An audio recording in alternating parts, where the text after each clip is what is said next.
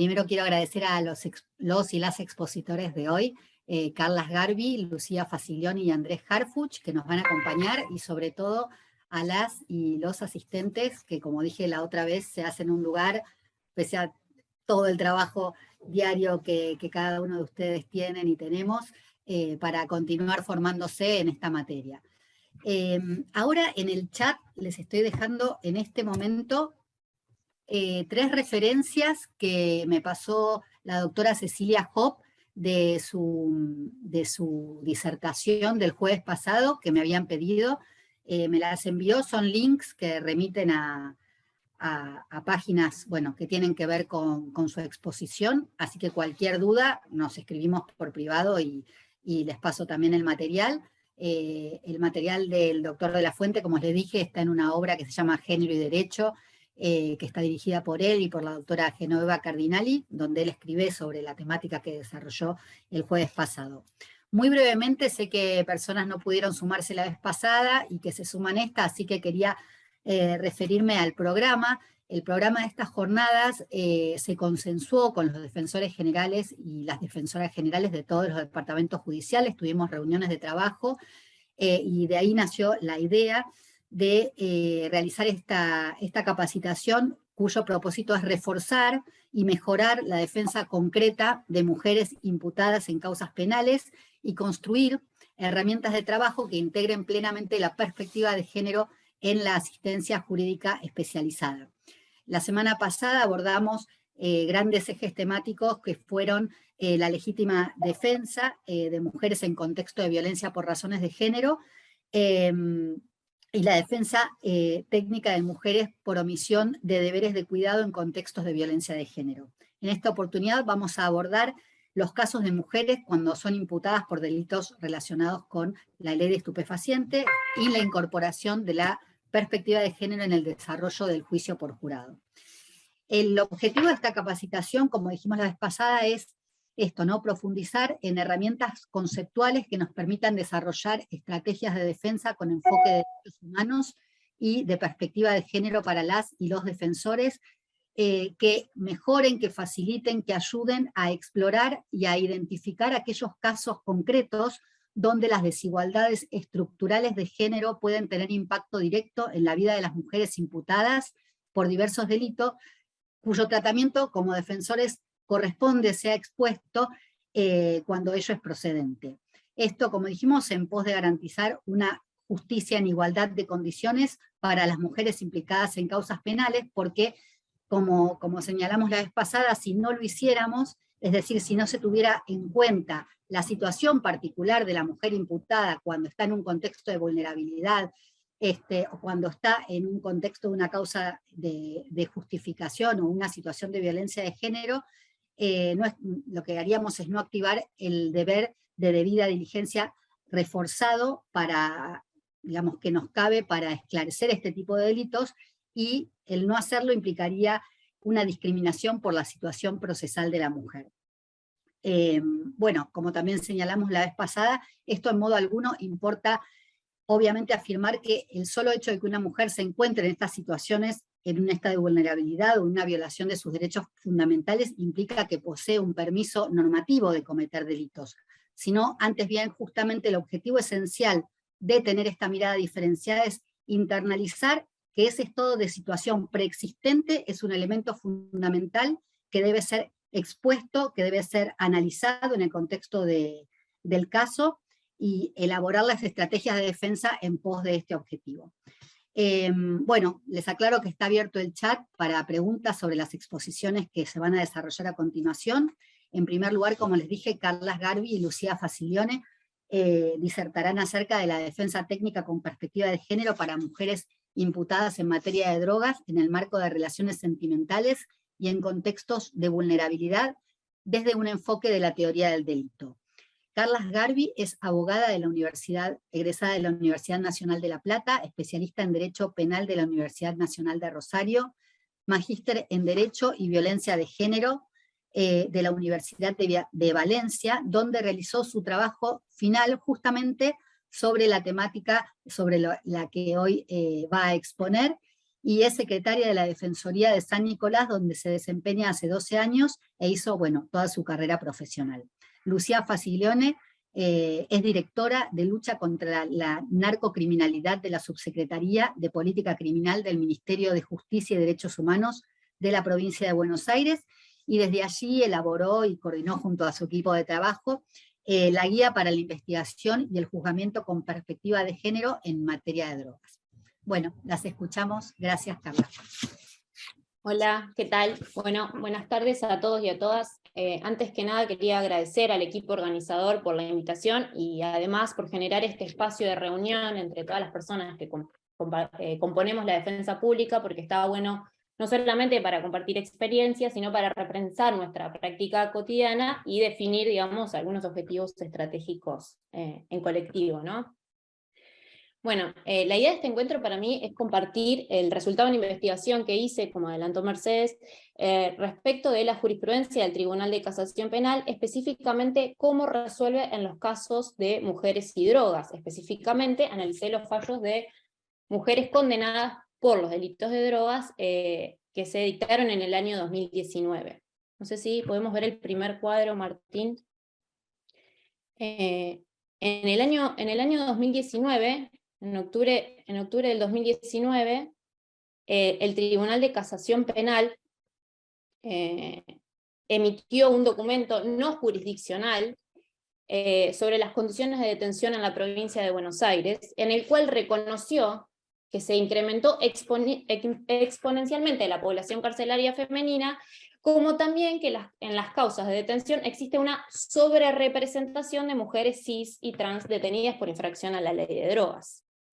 Este cuadro yo lo elaboré en base a los datos del RUD, del Registro Único de Detenidos de la Procuración bonaerense, que es accesible por nosotros a través de la página web, y se muestra cómo ascendió hasta el 2019 el punto máximo 44,4, y en estos dos últimos un leve descenso, pero sosteniendo la cantidad de detenidos. No solamente la causa de detención del narcotráfico es la primera causa de detención, sino que en las mujeres, la primera causa de prisionización, sino que además duplica con creces la segunda causal de detención en las mujeres, que siempre o cambia esto entre robos calificados o homicidios o delitos contra la vida.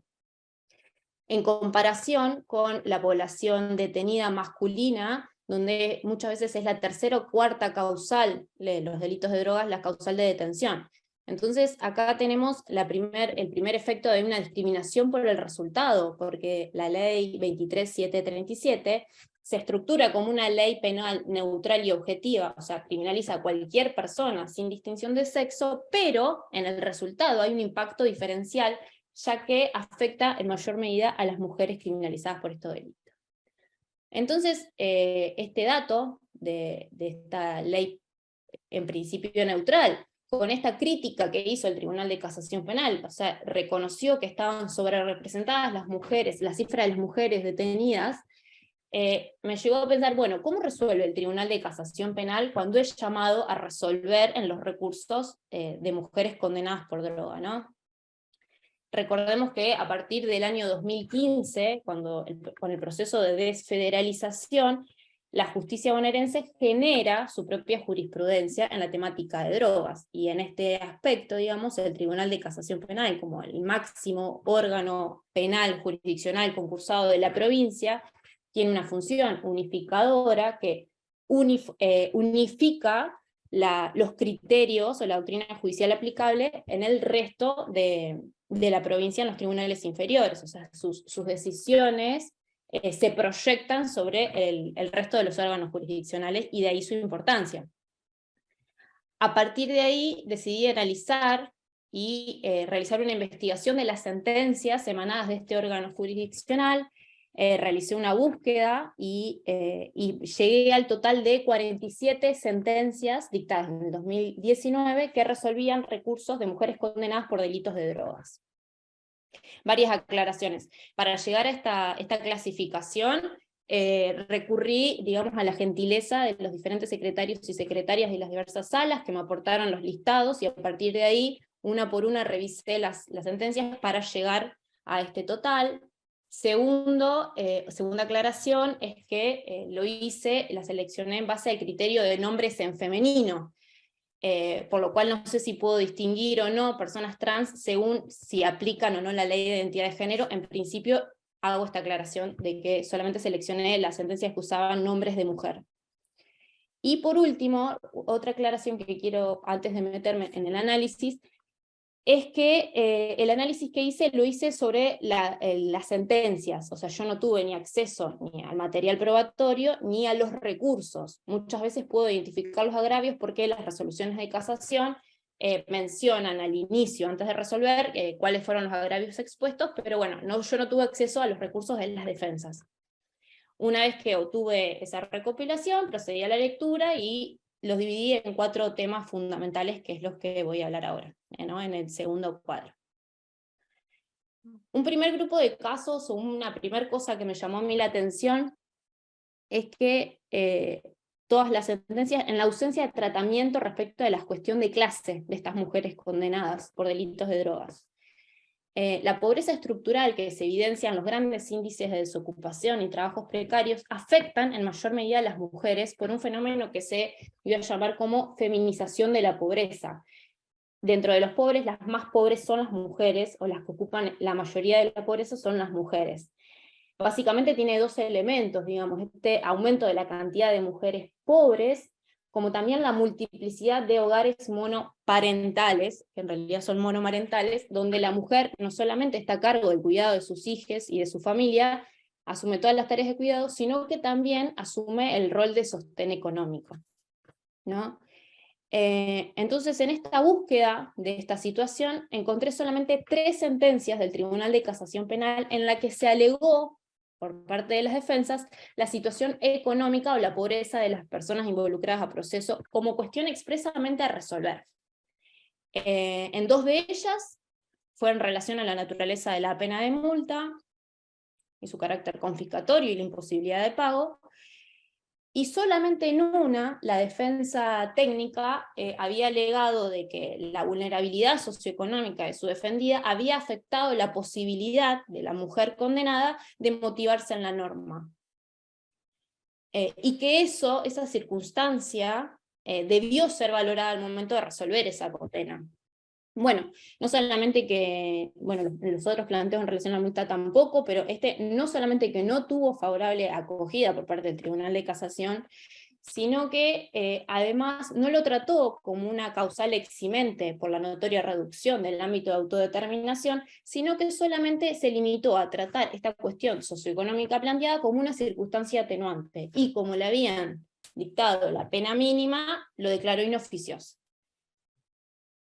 Entonces, entiendo que esta cuestión de clase respecto a la vulnerabilidad socioeconómica de suma relevancia están omitidas en el tratamiento judicial de las sentencias de casación, y suponen un refuerzo de las causas que desembocaron en la intervención de estas mujeres en el delito, que se perpetúan con la condena y la prisionización. Por eso para mí, desde la defensa pública, es imprescindible que nosotros, en la medida de lo posible y en todas las instancias, no solamente en la recursiva, visibilicemos la situación social de esta imputada, la edad, la escolarización, los hijos a cargo, si es ama de casa, si tiene trabajo informal, cuáles son las posibilidades reales de incorporarse al mercado laboral. Y para eso es fundamental, como lo decía la semana pasada, echar mano a los equipos técnicos que nos ayuden no solamente a ver esa situación, a habilitarla, sino a exponerla en el tratamiento judicial, ¿no? Ya en el tercer cuadro, otra cuestión que yo analizo, digamos, es que tiene que ver con la simplificación en el tratamiento en relación a las cuestiones de participación criminal y el grado de involucramiento de las mujeres en este tipo de delitos de drogas, ¿no? Primero la ley 23737 adscribe a un modelo de tipificación internacional de los delitos de droga, en que torna muy difícil los planteos acerca de las diferentes hipótesis de participación criminal. ¿Por qué? Porque el grueso de las detenciones están básicamente en tenencia de estupefacientes con fines de comercialización y comercialización. Entonces ya la propia ley impide discutir, digamos, la participación criminal. Y acá en los delitos, la estructura del narcotráfico es una estructura machista en el cual al interior de sus redes se reproducen los estereotipos de género de la sociedad, ¿no? Y en este papel le dan a las mujeres los papeles más expuestos, los más fungibles, y por ende la posibilidad de ser encarceladas en estas redes y de ser detenidas es muy alta, ¿no? Las mujeres ocupan los papeles, lo narcomenudeo, los papeles más insignificantes dentro de la cadena, pero a su vez las más riesgosas, ¿no? Las que seguramente siempre detienen. Además, la experiencia también indica que en los delitos de microtráfico, como los que persigue la provincia de Buenos Aires, los narcos no disponen un espacio físico donde se efectúan estas actividades. Usan su propio domicilio que comparten con el resto del núcleo familiar, y el hogar es el espacio físico donde se concreta, digamos, esta actividad clandestina. Entonces eso explica que en muchas ocasiones las mujeres son imputadas como coautoras o cómplices solamente por el hecho de compartir el mismo espacio común, el domicilio de residencia habitual. Acá vemos del relevamiento jurisprudencial que de los casos que yo analicé, el 55% de las mujeres imputadas o condenadas están con un imputado hombre. En muchos casos se explica que eran las parejas, los maridos, los hijos, en muchos casos no.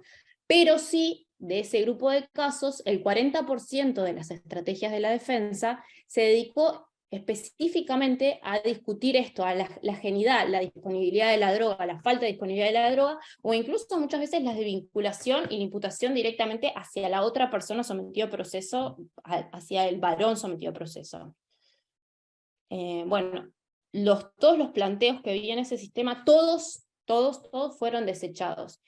Y lo más grave es que fueron desechados con los simples clichés estandarizados, como por ejemplo, que resulta irrelevante a los fines discriminatorios que se le pretenda asignar, puesto que la presencia en un lugar común de la casa indica la comercialización.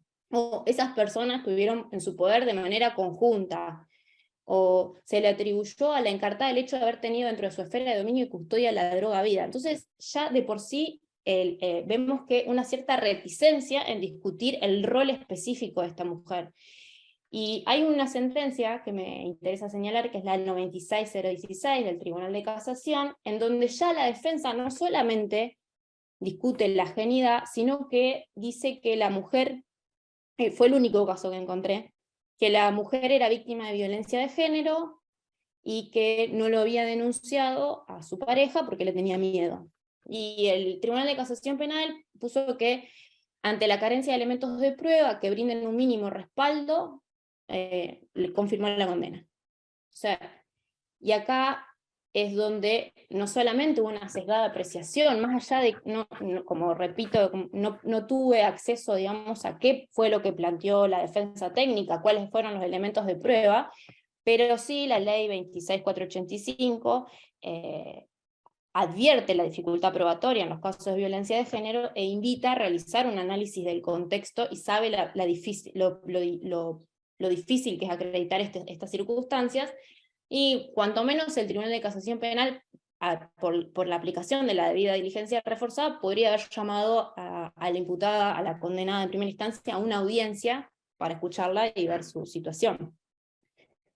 Pero más allá de la situación o no violencia de género, acá hay un prejuicio, una sesgada apreciación de que la mujer, en tanto ama de su casa por la simple asignación de los roles domésticos y por no tener otra fuente autónoma de ingresos, sabe lo que allí sucede, y como sabe, es partícipe, y ya está, alcanza para la condena, ¿sí? Entonces, ¿qué es lo que se espera? Y en esto cito a Hoppe en otro artículo: ¿qué se espera de esta mujer? ¿La delación, la separación, o ya la mera tolerancia ya alcanza? Bueno, ahí es nuestra tarea como defensa pública de poner en evidencia qué es lo que se espera de la imputada, y mostrar si realmente tuvo verdaderamente poder y control sobre el material estupefaciente y sobre las negociaciones, ¿no?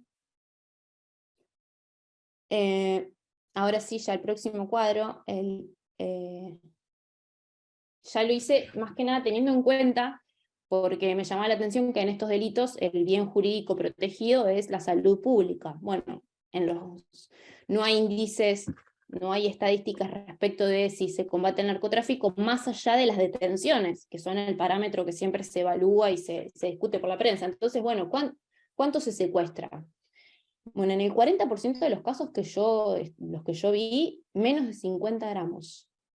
En el 15%, entre 50 y 100 gramos de material estupefaciente. Lo diferencié así en general, porque a veces era cocaína, a veces era marihuana, no vi otra. En el 23% de los casos ni siquiera lo especifica, no es un dato central. Y más de 100 gramos, el 21% de estupefacientes. Y en muchos casos, en los casos que yo estudié, la defensa cuestionaba, digamos, la afectación a la salud pública. En un caso, por ejemplo, que se había secuestrado 9 gramos de cocaína y en la pericia química había dado el resultado de que 1,8 era el grado de pureza, o sea, 1,65 gramos, perdón, en la causa 99032.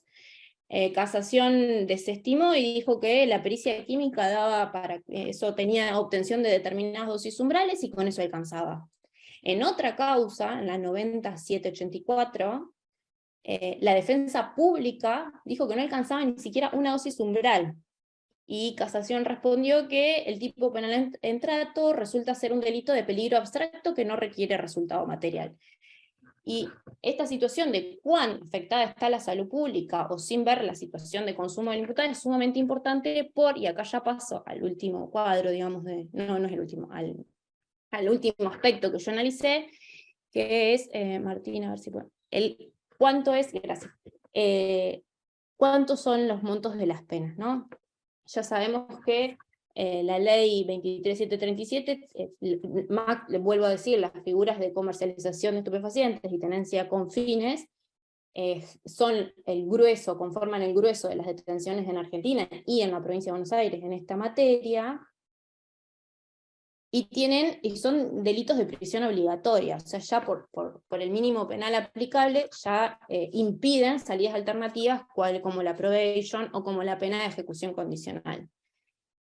Pero además la ley 23737, si bien diferencia dos fueros, el provincial y el nacional, para la persecución de estos delitos, no diferencia el microtráfico de estupefacientes de gran escala para la imposición de penas. Entonces ya de por sí avala castigar de forma desproporcionada a las personas involucradas. Pero acá, cuando vemos que el 49% las condenaron a 4 años de prisión, y el 25,5% entre 4 años de prisión y 4 años y 6 meses de prisión. Entonces se ve claramente que la aplicación muy cercana al mínimo penal, pero siempre de prisión obligatoria. Esto Laurenzo Copello dice que en realidad lo que explica es una posición ambivalente del Poder Judicial propenso a no ser tan duro con la mujer, pero descarta cualquier posible causa de exclusión de la pena basada en la teoría del delito, o mantiene criterios restrictivos de aplicación de nulidades, que son con investigaciones muy, muy dudosas, las de drogas, o muy cuestionadas, por no decirlo de otra manera. Solamente en una de todas estas sentencias se discutió el monto mínimo, se pidió la inconstitucionalidad del mínimo penal, también fue descartado. Bueno, entiendo que, vuelvo a repetir ya para concluir, y ahí el último cuadrito de conclusiones, es que las políticas persecutorias penales actúan con eficacia contra quienes menos tienen poder en el comercio, las vendedoras de la más baja escala, y lo que reproduce esta discriminación estructural hacia las mujeres. El proceso de criminalización de las mujeres es un fenómeno complejo en el que se intersectan diversos factores: género, orientación sexual, clase, etnia, nacionalidad, pero que género cumple una función central en la explicación de este proceso, ¿no? Entonces, el mecanismo o una forma para revertir esto es la utilización del instrumento que ya estuvimos hablando, de la aplicación de la perspectiva de género para resolver estas cosas. Es el medio que yo entiendo que puede desarticular esta tendencia, pero yo creo que la aplicación judicial de la perspectiva de género no debe depender, digamos, de la voluntad judicial o de la instrucción que puedan tener los y las juezas en la materia, sino que tiene que existir una defensa penal con perspectiva de género que pueda mostrarle a la judicatura la realidad de esa mujer sometida a este delito y explicarle cómo el género y todos los factores condicionantes que la llevaron a delinquir. No solamente en la etapa recursiva, sino en todas las instancias. Y acá la defensa pública cumple un rol preponderante, porque la defensa pública, además de la asistencia individual, defendemos a un colectivo y con espacios como este nos podemos generar desafíos de forma colectiva para todo el conjunto de mujeres criminalizadas por este delito. Acá, si ven, uno de los porcentajes dice que el 76% de los recursos de casación que yo analicé provenían de sentencias dictadas en juicio abreviado. ¿Qué quiero decir con esto? Muchas veces la mejor solución individual para la persona que tenemos defendida es el juicio abreviado porque tiene que en relación, puede ser el mínimo penal. Sin embargo, para agraviarnos en clave de género, con un enfoque de género, tenemos que litigar en todo el proceso penal, en todas las instancias, desde los mismos albores de la investigación, esta cuestión para poner y visibilizar estas cuestiones de género, ¿no? Porque no podemos dejar de ver que el Tribunal de Casación Penal, ese órgano que criticó la sobrerepresentación de mujeres detenidas por estos delitos, en el 94% de los casos confirmó la condena. Entonces la defensa penal pública tiene que impulsar este modelo de actuación contrahegemónico que trascienda estos casos individuales, sin abandonar la estrategia jurídica como campo de reivindicaciones, pero debemos denunciar estos patrones de neutralidad y ser capaces de ayudar en esta deconstrucción de la justicia, interpelarla para la construcción de estándares que visibilicen el género como condición sociohistórica de vulnerabilidad. Y bueno, demandar una justicia mucho más igualitaria. Yo creo que acá la intervención que sigue Lucía nos puede ayudar con herramientas concretas, cómo plantear en determinadas situaciones, pero también termino que también tenemos el recurso de los equipos técnicos al que tenemos que acudir para que nos ayuden a visibilizar esta cuestión. Bueno, muchas gracias y espero alguna pregunta al final. Silencio, por las dudas, el mío.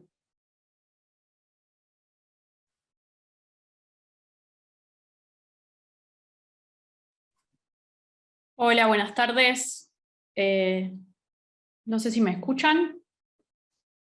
Perfectamente. Bien. Sí, te escuchamos perfecto. Bueno, buenas tardes a todos, a todas. Voy a compartir antes que nada pantalla antes de arrancar. Ahí ven las diapositivas. Se ve perfecto. Buenísimo, muchas gracias. Bueno, un gusto participar de estos encuentros que organizó el Ministerio Público de la provincia, especialmente gracias a Mercedes Rubio por la invitación. Bueno, yo formo parte de un equipo de trabajo más amplio. Mi nombre es Lucía Faciglione y formo parte de un equipo de trabajo más amplio, que es la Subsecretaría de Política Criminal del Ministerio de Justicia de la provincia de Buenos Aires. Actualmente estoy a cargo del área de narcocriminalidad de la subsecretaría, y desde allí lo que hacemos es fundamentalmente analizar las regularidades que se dan en relación a los delitos de drogas, ¿sí? No somos un órgano que cuenta, digamos, con cuerpos específicos a los cuales dar instrucciones. O sea, no estamos a cargo de la policía, no estamos a cargo del servicio penitenciario, ni tenemos ningún órgano judicial a cargo, con lo cual nuestra tarea fundamental es mirar un poco los conflictos relacionados con, las conflictividades relacionadas con los delitos de estupefacientes, desde una mirada más amplia, por arriba diría, y identificar estas regularidades que se están dando fundamentalmente en nuestra provincia. A ver, ahí. Fundamentalmente creo que nos invitaron, como dijo Mercedes, a participar de estos encuentros porque tuvimos la suerte de trabajar en un proyecto que seguimos trabajándolo desde otro lugar actualmente, pero inicialmente una de esas regularidades que nosotros notamos en relación a los delitos de drogas tiene que ver con lo que ya venía relatando Carla anteriormente, que es la criminalización de mujeres cis, mujeres trans y travestis en materia de drogas. ¿Sí?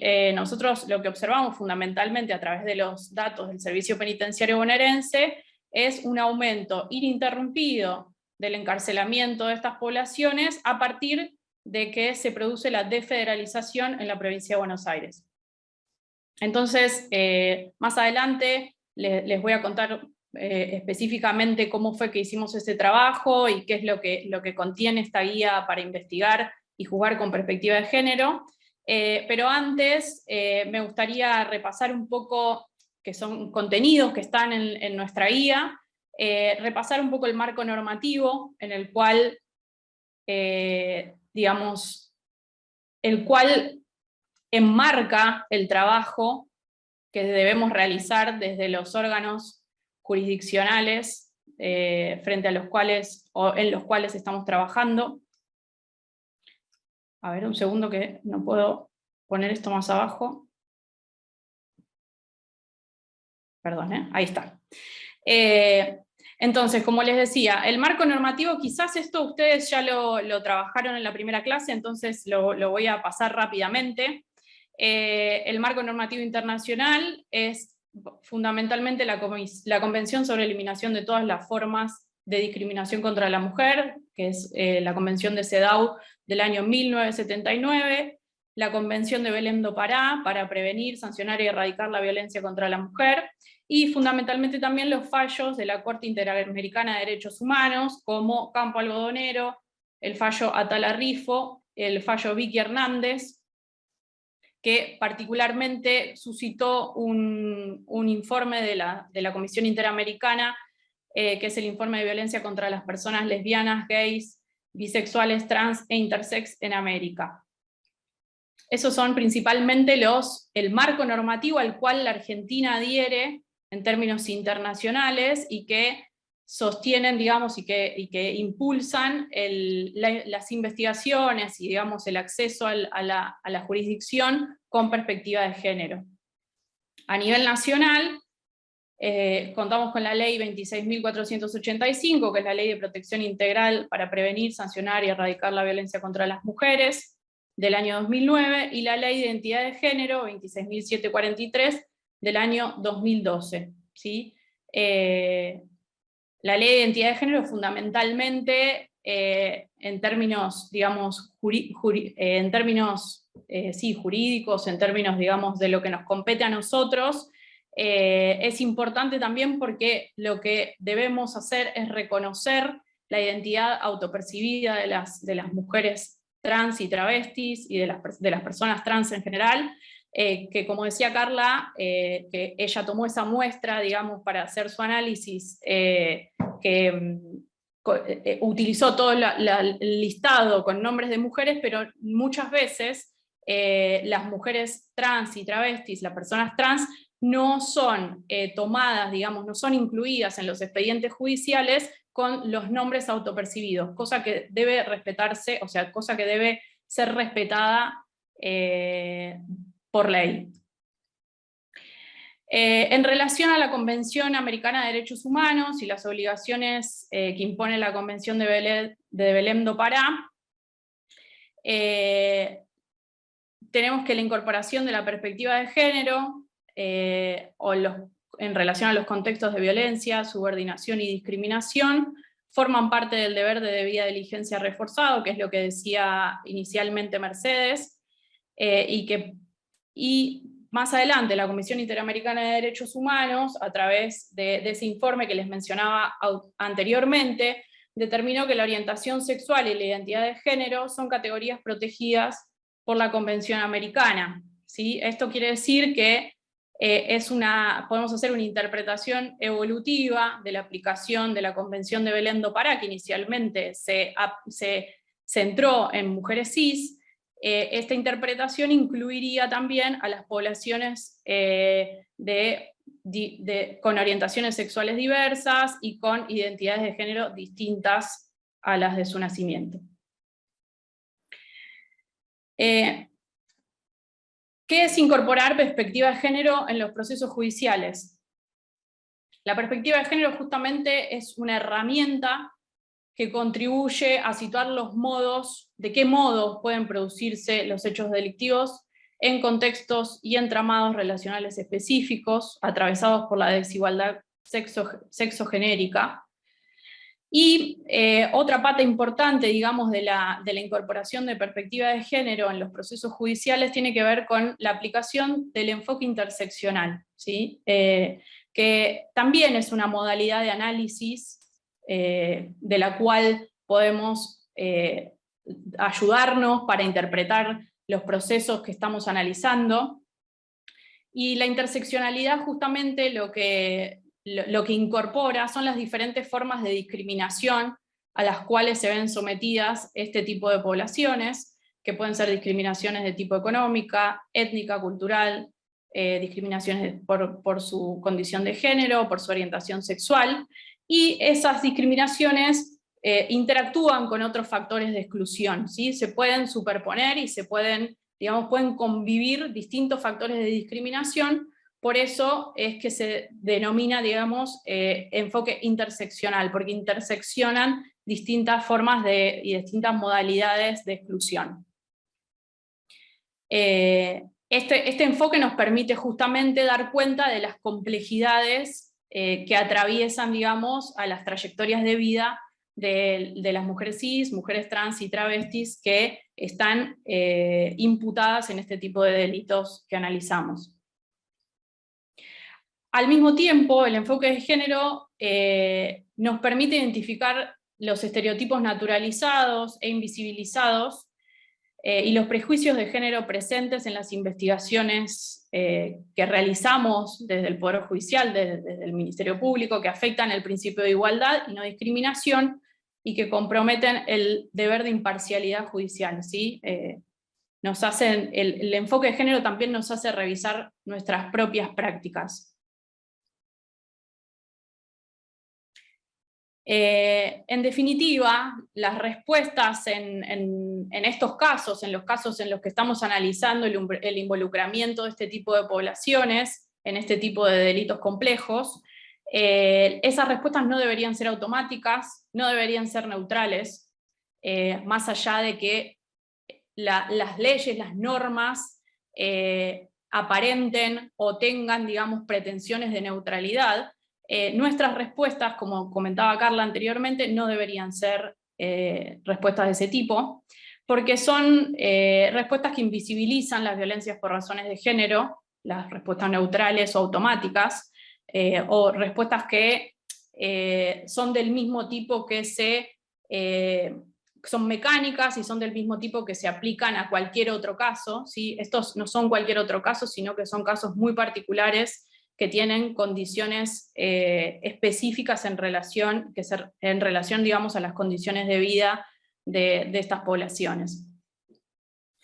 Entonces este tipo de miradas neutralizantes invisibilizan las violencias por razones de género que sufren las mujeres cis, trans y travestis, y la estructura social que sostiene y reproduce un modelo masculino como base del sistema normativo y de las prácticas judiciales.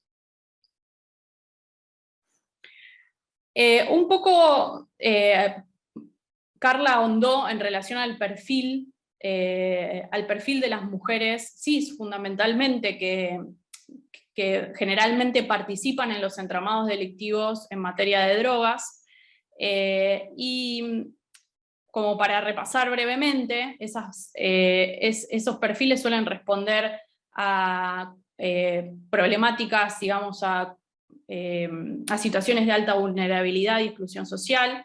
En general son mujeres jóvenes, pobres, con bajos niveles de alfabetismo, en general son madres solteras, y responsables por el cuidado de hijos, o también responsables de tareas de cuidado y sostenes de hogar de sus familiares más cercanos o de comunidades afectivas digamos que las rodean.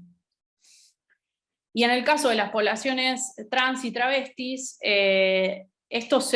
digamos que cuando hablamos de interseccionalidades, acá las interseccionalidades son mucho más, digamos, más profundas, y se cruzan mucho más entre sí, porque las condiciones empeoran bastante, o sea, mucho más. En principio el promedio de vida de las personas trans y travestis, sobre todo de las mujeres trans, es de 37 años, versus 77 años el promedio de vida de la población en general en nuestro país. Son poblaciones que viven procesos de segregación, de expulsión del círculo familiar, de expulsión del sistema educativo, persecución policial permanente, falta de acceso a derechos fundamentales como el acceso a la vivienda, el acceso a la salud, y el acceso, digamos, a trabajos, digamos, formales.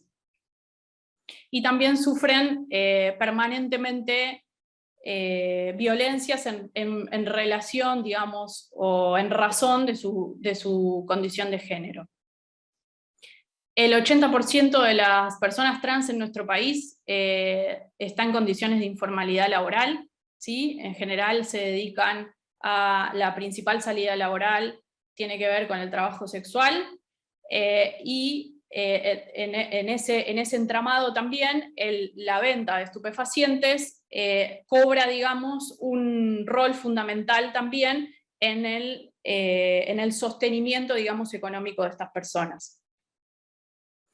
Y el 70%, estos son datos que son de Ciudad de Buenos Aires, pero que en Provincia de Buenos Aires son muy similares, sobre todo en los centros, digamos, urbanos, como La Plata, como la Ciudad de La Plata, o Berazategui, zonas donde tenemos las llamadas zonas rojas, en las cuales las personas trans, las mujeres trans, ejercen el trabajo sexual.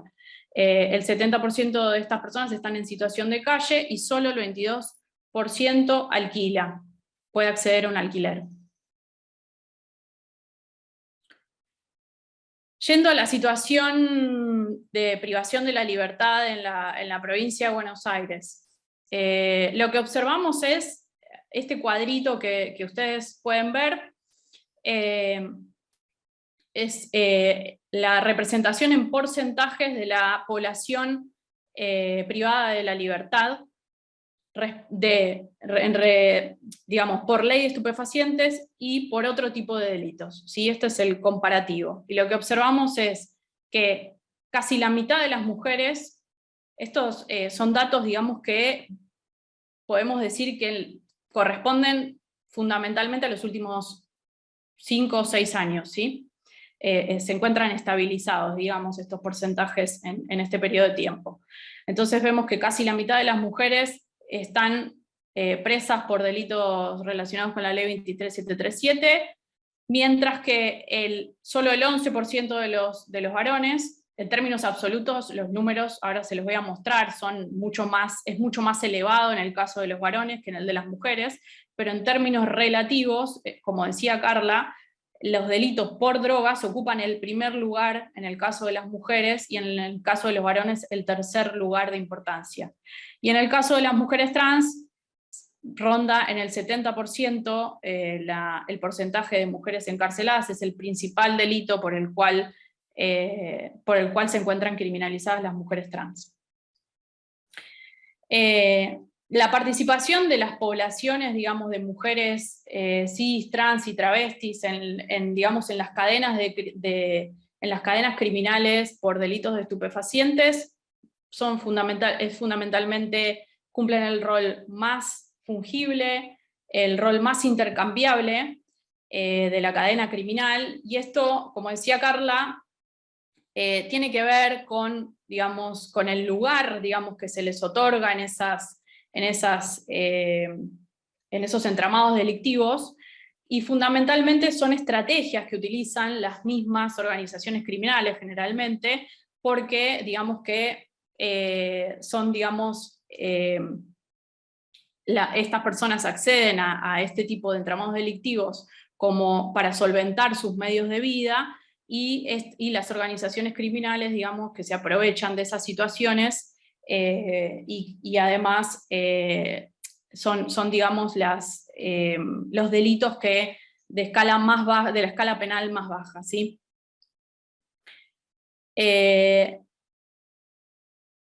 La evidencia demuestra que en materia de persecución y juzgamiento, las agencias del sistema penal por lo general carecen de una política criminal con estratégica con perspectiva de género, que pueda hacer frente a estas modalidades delictivas y que produzca a su vez mayor impacto en la desarticulación de los mercados ilegalizados de drogas, ¿sí? Y esto es lo que fundamentalmente nos llevó a pensar la guía para investigar y jugar con perspectiva de género, ¿sí? Lo que observamos es un escaso, digamos, uso de las herramientas penales disponibles para identificar y para, digamos, para abordar los casos de las mujeres cis, trans y travestis con perspectiva de género, y que eso, digamos, tenga un resultado favorable en el juzgamiento de cada uno de esos casos. La situación, siguiendo digamos con la situación de privación de la libertad, acá vemos los números en absolutos actuales de este mes, del mes de octubre en realidad. 4.600 varones están privados de la libertad por ley 23737, mientras que 618 mujeres. Estos son números, la verdad que bastante bajos en relación a lo que venimos observando en meses anteriores, en los cuales el promedio, digamos, si observamos el promedio de los últimos años de mujeres privadas de la libertad por estos delitos, ascienden en unidades y alcaldías a 1.000 mujeres aproximadamente, ¿sí? Y a 5.000 varones, y a unas 80 mujeres trans, ¿sí? Entonces vemos que estos números son bastante bajos en relación a meses anteriores. Pero también tenemos un porcentaje bastante elevado de personas privadas de su libertad con monitoreo electrónico, ¿sí? Unas 482 mujeres cis, unos 700 varones cis y unas 14 personas trans. En general las personas trans son las que menos acceden al monitoreo electrónico. Como para cerrar tema datos, lo que veníamos diciendo, que la población de mujeres cis y mujeres trans y travestis viene en aumento desde que se produjo la desfederalización, desde que se aplicó en el año 2005 la ley de federalización, y entre 2006 y 2009 la población de mujeres aumentó un 139%, esto es 25 puntos más que la población de varones. Y el aumento de la detención de mujeres cis de entre 18 y 29 años también viene en aumento en los últimos años, específicamente entre 2016 y 2020, aumentó un 5% la detención de las mujeres más jóvenes, ¿sí? Que en general lo que veíamos era que en el caso de las mujeres cis, el promedio de edad era de unos 35 años hacia arriba, pero lo que venimos observando últimamente es que las mujeres que se encuentran privadas de su libertad vienen aumentando en número las mujeres más jóvenes. Como para tener un dato que nos pasó un fiscal de estupefacientes del Departamento Judicial de Mar del Plata, en este año, en 2022, llevan 122 personas detenidas por delitos de drogas, y el 38% de esos 122 son mujeres.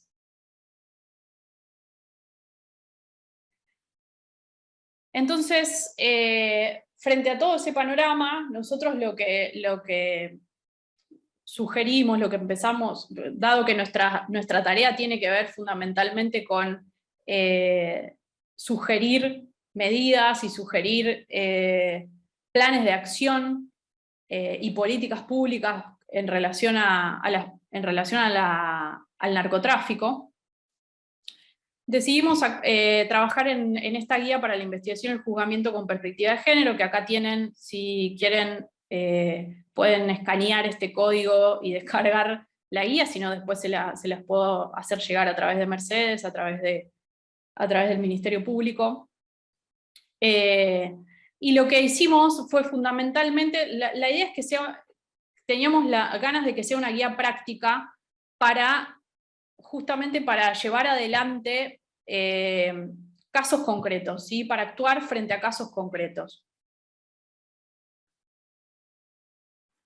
En esta guía se incluyen 16 fallos, no tiene, digamos, pretensiones de exhaustividad la guía, no hicimos una recopilación de absolutamente todos los fallos con perspectiva de género en materia de drogas de nuestro país, sino que nuestra idea era fundamentalmente visibilizar que en la provincia de Buenos Aires los fallos con perspectiva de género, como venía el trabajo de Carla lo demuestra muy específicamente en el ámbito de casación, pero nosotros lo percibimos y lo comprobamos que eso sucede en todas las instancias, salvo en los requerimientos, digamos, de las defensas, que son, digamos, que es el ámbito dentro del cual se utilizan mayormente estos recursos y se pone, digamos, en juego la perspectiva de género en casos de mujeres criminalizadas, pero fundamentalmente en el ámbito de las fiscalías y en el ámbito de los juzgados,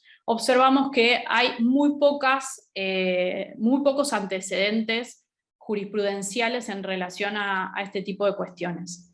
Entonces, sí tuvo como una pretensión de exhaustividad a nivel provincia de Buenos Aires, pero no a nivel, digamos, general. Lo que intentamos fue encontrar fallos que fueran representativos de cada una de las herramientas jurídicas que estábamos proponiendo como herramientas, digamos, como estrategias para litigar.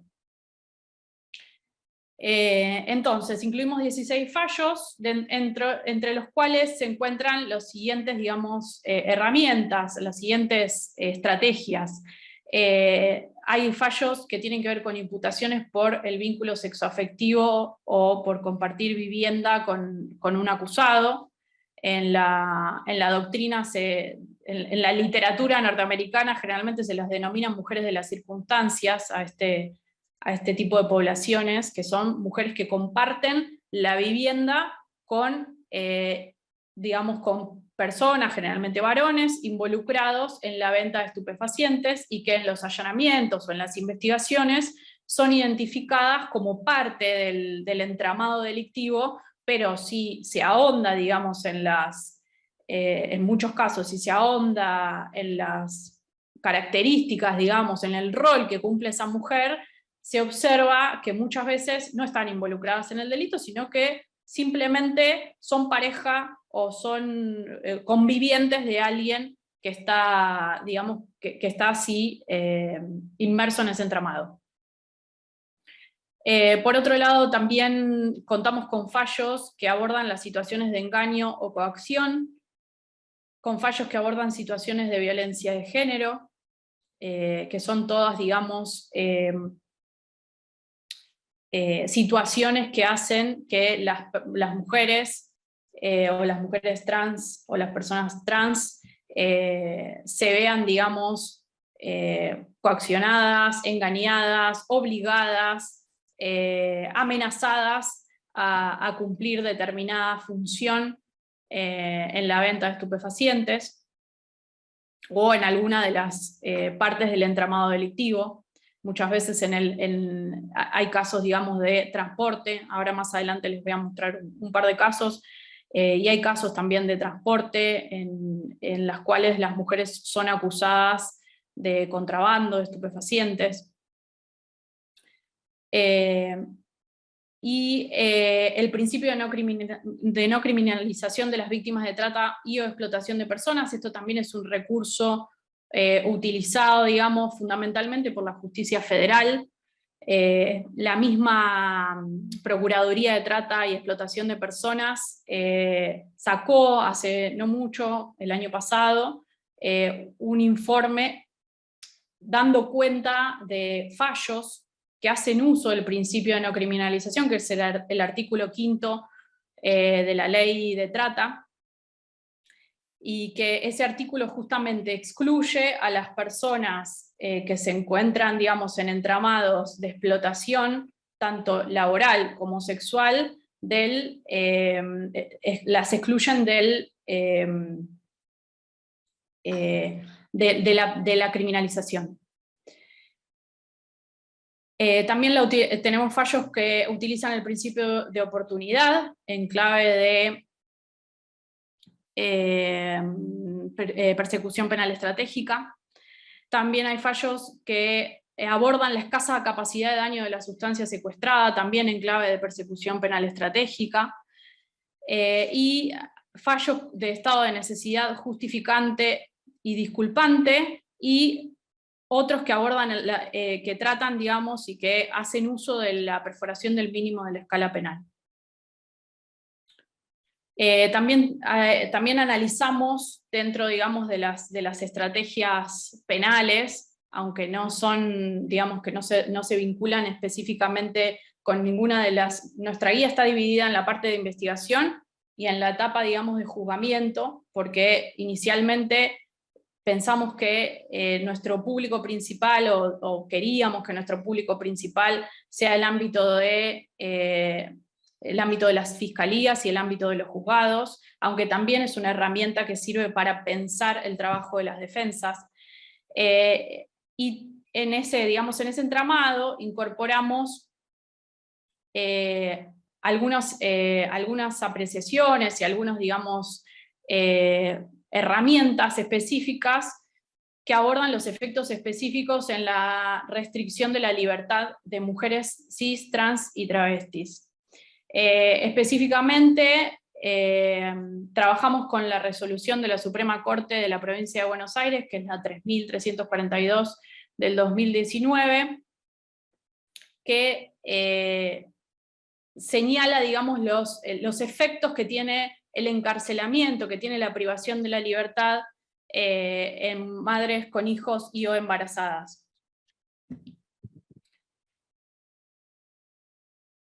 Por último, para mostrarles algunos de los fallos con los que trabajamos, este primero no lo trabajamos específicamente en la guía porque digamos que tuvo lugar después de que nosotros publicáramos la guía, pero que es un caso muy resonante, que quizás lo han escuchado, que es del juzgado federal de la jueza Sabrina Namer, en el cual se absolvió a 18 mujeres trans acusadas de comercializar drogas, y se las absolvió debido a su estado de vulnerabilidad. Aquí se utiliza justamente la herramienta del estado de necesidad.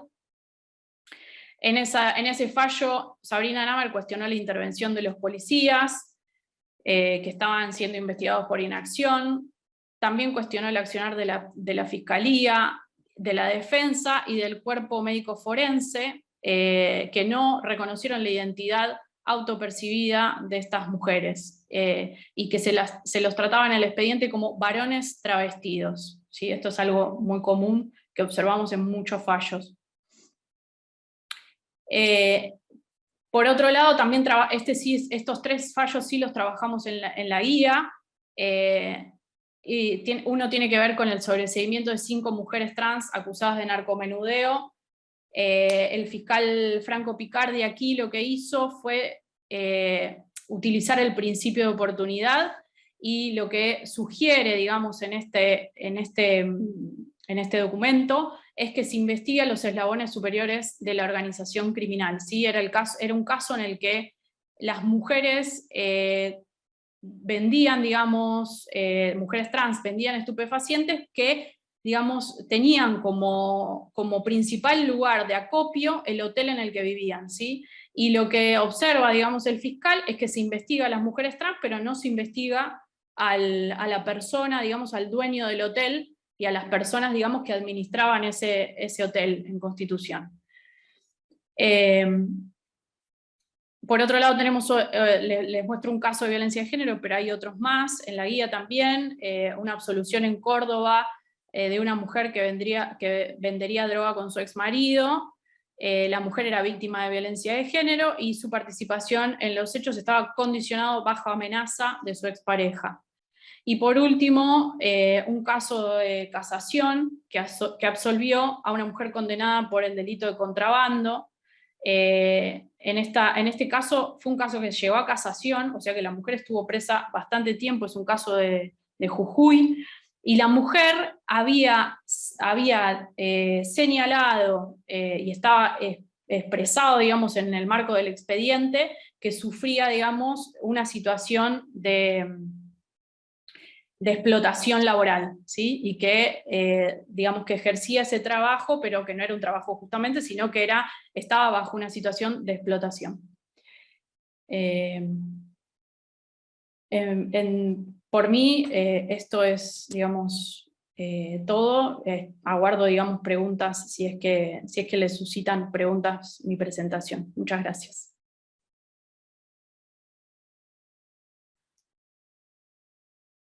Bueno, muchísimas gracias, Carla y Lucía. Recién en el chat envié la guía, un PDF, también envié unas instrucciones, también envié los links de Cecilia Hopp y los links que me pasó Andrés acerca de la charla que él va a dar a continuación. Cualquier problema técnico, si no lo recibieran, me llaman o me escriben y se los enviamos, ¿sí? Bueno, a continuación va a disertar Andrés Harfuch, un compañero mío de muchos años de San Martín. Gracias, Andrés, un buen amigo. Andrés disertará a continuación sobre la perspectiva de género en el juicio por jurados. Él es abogado egresado de la Universidad de Buenos Aires, doctor en Derecho también de la Universidad de Buenos Aires, con la tesis El veredicto del jurado, calificada como summa cum laude, profesor adjunto regular de Derecho Penal y Procesal Penal de la Universidad de Buenos Aires, autor de 5 libros y de múltiples artículos científicos, consultor experto para la reforma de los sistemas de justicia en varios países de América Latina, el Caribe y Argentina, y defensor general de San Martín. Andrés, gracias, te escuchamos. Bueno, muchas gracias, Mercedes, por tu iniciativa de hacer este taller y de convocarme de algún modo para cerrarlo, pero voy a ser breve, quiero ser breve porque tenemos un montón de información que se ha producido entre la jornada pasada y esta, pero a mí me gustaría, es decir, nosotros tenemos que darnos cuenta que estamos en un momento de cambio muy grande del derecho. Entonces, por eso que yo les mandé acá unos links para que ustedes puedan ver. Por ahí quizás, si me funciona este aparato, puedo compartir para mostrar, pero no, en realidad no quiero mostrar tantas cifras, sino quiero señalar dos cosas. Una, cuando yo digo que el derecho está cambiando es en dos medidas. Por un lado, está cambiando el derecho en el sentido de que lo estamos, como dicen las feministas, mirándolo con las lentes violetas. Es decir, Rodolfo Moreno en 1921 era un varón cis que cuando, por ejemplo, diseñó la legítima defensa estaba pensando en un hombre que se defendía de un hombre. Entonces, claramente, hablaba de agresión ilegítima, necesidad racional del medio empleado para impedirle o repeler la falta de provocación suficiente. Pero todos sabemos que por la relación de desigualdad o asimetría, como así se lo llama en la doctrina feminista, una mujer tiene que hacer un esfuerzo inmensamente superior para poder equiparar y repeler una agresión de un varón. Y sin embargo, entonces ahí ya vemos cómo el derecho penal de fondo estaba como inclinado. Está inclinado. Ahora, ¿qué empezó a aparecer? Yo por eso yo estoy tratando de tirar esta mirada. El feminismo, si bien tiene larga data, y las luchas por la liberación de la mujer en los años 60, 70, sobre todo en los Estados Unidos y en Inglaterra y en muchos otros países, fueron muy, muy grandes y fueron el germen de lo que hoy tenemos con los movimientos del Me Too y el Ni Una Menos. Lo cierto es que son luchas de larga data, pero que recién ahora estamos viendo cómo impactan de lleno en el derecho. Y entonces hoy ya se está empezando a rediscutir qué es la legítima defensa y qué es lo que me propongo charlar con ustedes acá, de qué está pasando con el juicio por jurado. ¿Cómo ven los jurados esto? Pero también está cambiando el sistema procesal, porque veníamos de un sistema con jueces técnicos y juezas técnicas, y ahora tenemos un sistema de jurados populares, ahora es gente común la que viene a decidir casos gravísimos. Entonces, hay como una doble transformación en marcha. Y muy veloz. Entonces, Y el sentido de mi charla era traerles algunos, que inclusive dentro del mismo sistema de jurado que arrancó en la provincia de Buenos Aires en el año 2015, ya hay notorias diferencias, sobre todo en los temas que tienen que ver con el tema de qué pasa cuando nosotros tenemos que defender mujeres que están presas por matar al tirano del hogar. Esta es la cuestión. Tenemos otro colectivo, tenemos, qué sé yo, también está el caso de, ¿cómo se llama? Mujeres trans, travestis, etc. Pero yo quiero referirme en este caso puntual, porque después podemos charlar, respecto de la cantidad importante de mujeres que tenemos detenidas años con prisión preventiva, condenadas ante tribunales técnicos, en caso de legítima defensa, en caso de no confrontación inmediata. Clásico caso, la mujer que mata al tirano del hogar cuando está dormido, borracho o desprevenido. Quedan varios años detenidas y recién puede ser que en casación o en la corte las liberen después de 4, 5, 6 años. Esto ya está generando mucha preocupación en, bueno, sobre todo las autoras feministas, sea Piqué, Lancilota y, ¿no es cierto?, bueno, tantas otras que están escribiendo, ¿no es cierto?, ya sobre esto para reconfigurar la legítima defensa. Y ya nuestra Corte Suprema ya tiene 2 fallos importantes que tienen que ver con esto. Pero entonces, ¿qué podemos hacer nosotros los defensores oficiales para hacer una defensa aún más efectiva de aquellas mujeres que están detenidas y que no deberían estarlo, pero ni siquiera desde el minuto 1 del IPP? En muchos otros casos podríamos hasta decir que ni siquiera el fiscal debería instar la acción. ¿Por qué? Por reconocer que hay una causa de justificación grande como una casa, pero que nosotros todavía la estamos viendo como la veía Rodolfo Moreno en 1921. Entonces, ¿pero cómo si el tipo está durmiendo? ¿Cómo le va a pegar 2 hachazos? Bien, ¿y esto qué pasa? Entonces, ¿y esto cómo impacta en el sistema jurado? Bueno, entonces, la propuesta, yo lo quiero hacer corto, ¿es cierto? Y por eso les compartí los materiales, es, por ejemplo, bueno, voy a ver si puedo. ¿Puedo, Mercedes, compartir pantalla? Sí, podés, Andrés. ¿Y cómo hago? Y abajo, donde dice compartir pantalla, seguramente lo ves. Sí, ¿qué dice? Opciones avanzadas. Bueno, un participante puede compartir a la vez. Bueno, si puedo, puedo, y si no, no importa. Pero en el año 2015, el primer juicio por jurado de Azul, un defensor oficial defendió a una chica, a Yelén, que la chica estaba almorzando con la familia, estaban sentadas en la mesa, el padre levanta la mano, como siempre lo había hecho, teóricamente para agredirla, a Yelén agarra un tenedor, se lo clava en el cuello y el hombre muere. Por supuesto, tuvo presa 3, 4 años. Claro, durante el juicio surgió que ese hombre la había metido en una red de trata infantil, la había obligado a prostituirse, la golpeaba, y el jurado de Azul, por unanimidad, la declaró no culpable por legítima defensa con perspectiva de género. Así decía el veredicto.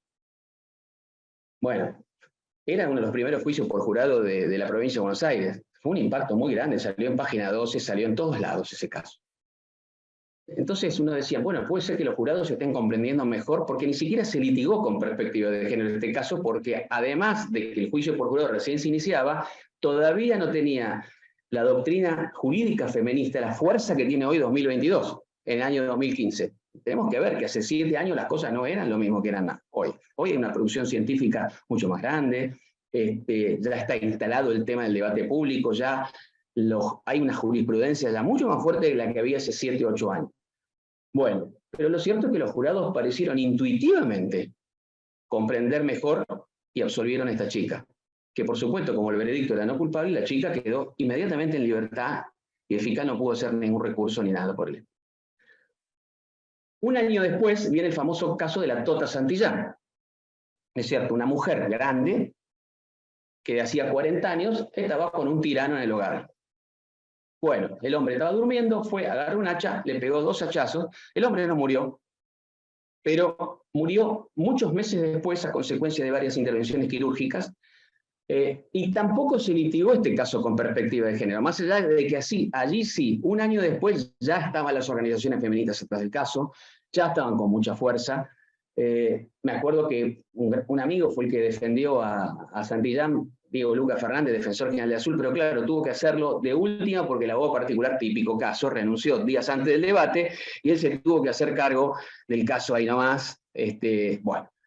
Pero la cuestión es que aún, ni siquiera aún así, sin haber litigado con perspectiva de género, y ahora voy a mostrar, es cierto, qué es lo que está pasando con el jurado, aún así el jurado no condenó a perpetuo a la mujer, no le aplicó homicidio agravado por el vínculo, tampoco le aplicó el homicidio agravado por el vínculo con circunstancias de atenuación, y con los límites de que les dio el litigio a los jurados, la condenaron por lesiones gravísimas. Era lo único que podían constatar. Bueno, pero ya a partir de ahí empezó a surgir, decir, bueno, no, tenemos que hacer algo con, sobre todo, lo que son las instrucciones que el juez o la jueza le imparte al jurado.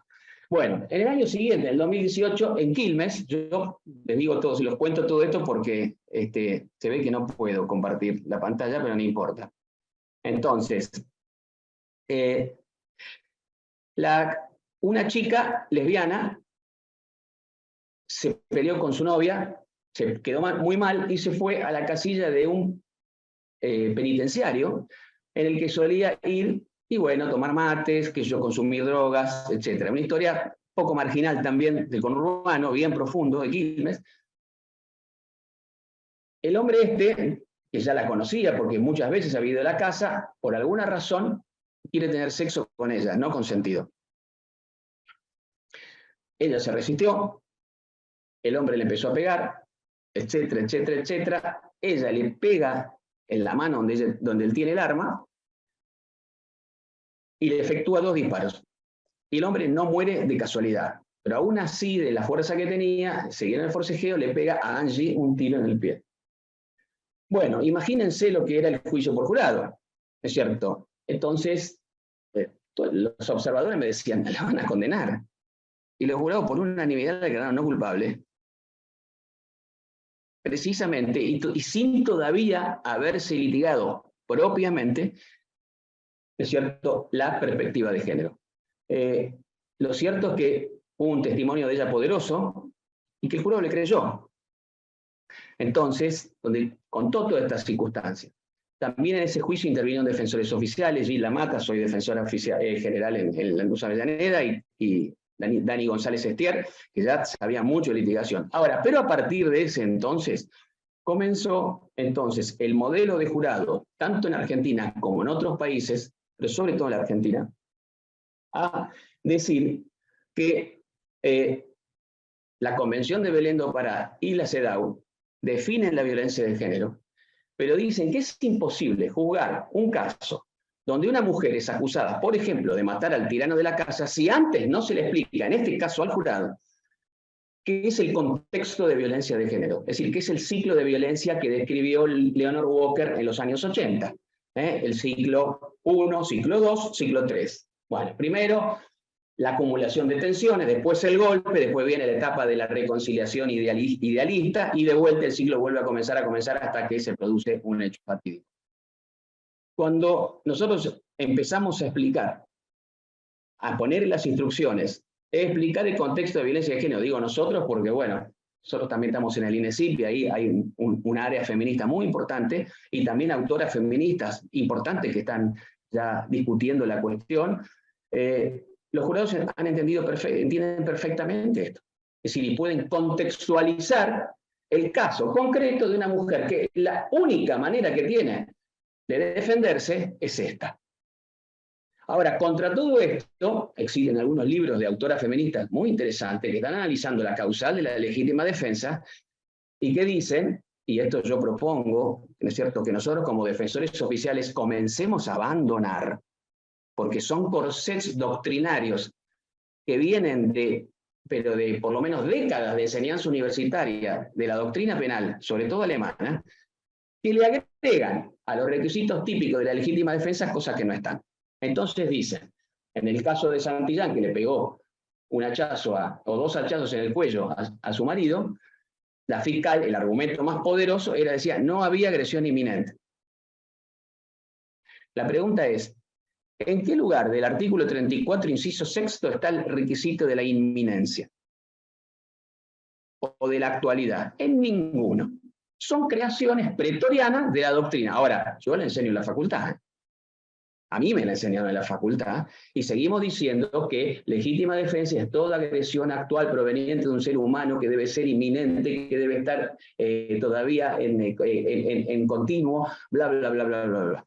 Señores, no hay esos requisitos. Estamos inventándolos, cargándoselos a veces a las mujeres que tienen que hacer un plus para defenderse. Bueno, con lo cual entonces después viene toda la interpretación acerca de qué hacer y qué hacer, y muchas autoras feministas, por ejemplo, están sosteniendo que debería, cuando se reforme el Código Penal, incluir dentro de las causales de las presunciones iuris tantum o iuris et iure que se hacen de la legítima defensa, cuando alguien sorprende a alguien en la noche en su casa, bueno, poner que una mujer, si se comprueba que está dentro de un ciclo violento de violencia de género, se presumen todos los requisitos de la legítima defensa para afianzar la legítima defensa.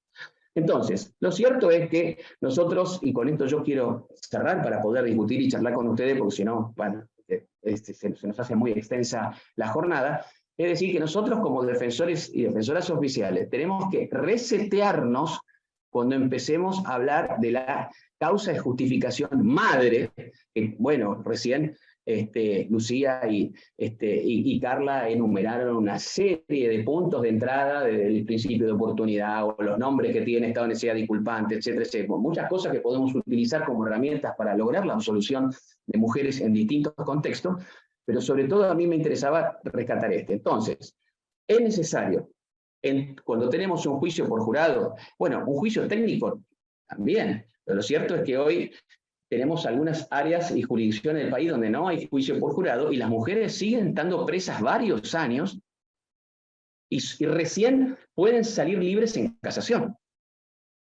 Y esto es así. Entonces, no es un tema de que uno dice no, porque los jurados son machistas o no tienen perspectiva de género, etc. No, no, no. Acá esto atraviesa a toda la sociedad. Jugadores populares, jugadores técnicos, etc. El jurado tiene, por supuesto, ustedes ya saben, una audiencia crucial que se llama voir dire, donde nosotros podemos, con buen litigio, detectar personas con serios estereotipos y sacarlas. Bueno, a los jueces técnicos yo conozco varias y varios que tienen unos flores de estereotipos, pero no lo puedo sacar.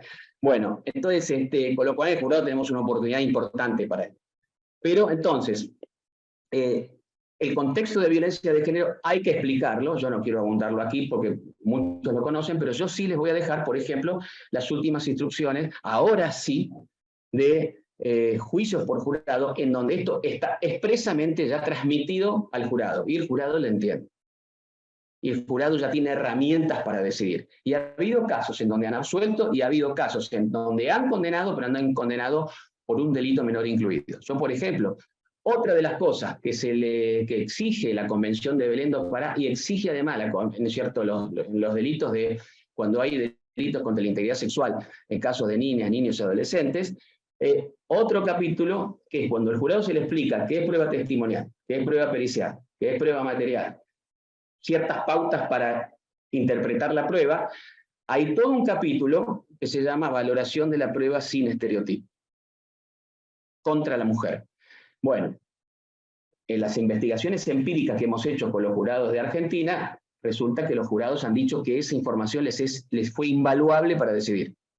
Entonces, hubo un caso reciente en Mendoza, que tienen el link, que Mercedes se los pasó, en el link tienen el video con la jueza instruyendo al jurado y tienen el PDF con textuales las instrucciones que esa jueza le dio al jurado, que son las que habíamos elaborado nosotros tiempos anteriores. Bueno, ¿qué resultó?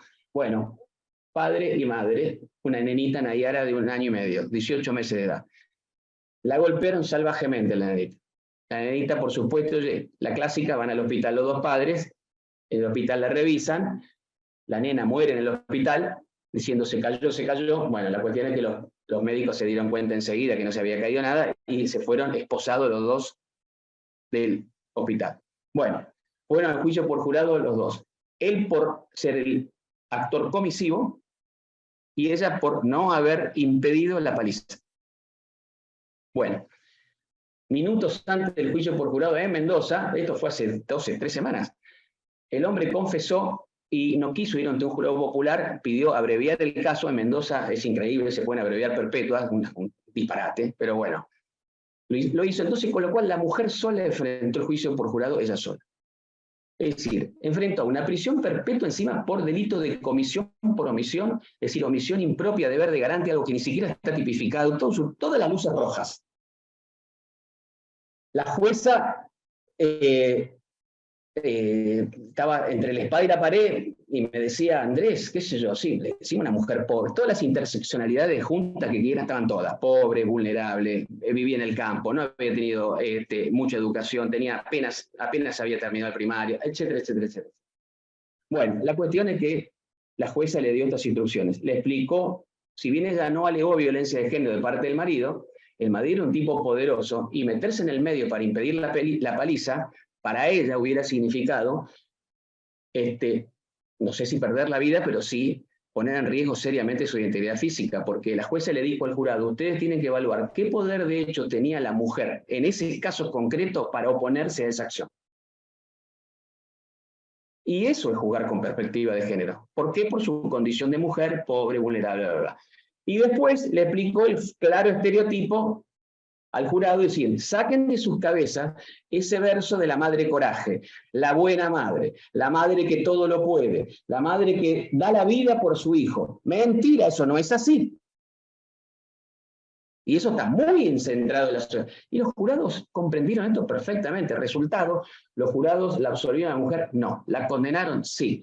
Pero le dieron abandono seguido de muerte, pero no le dieron prisión perpetua.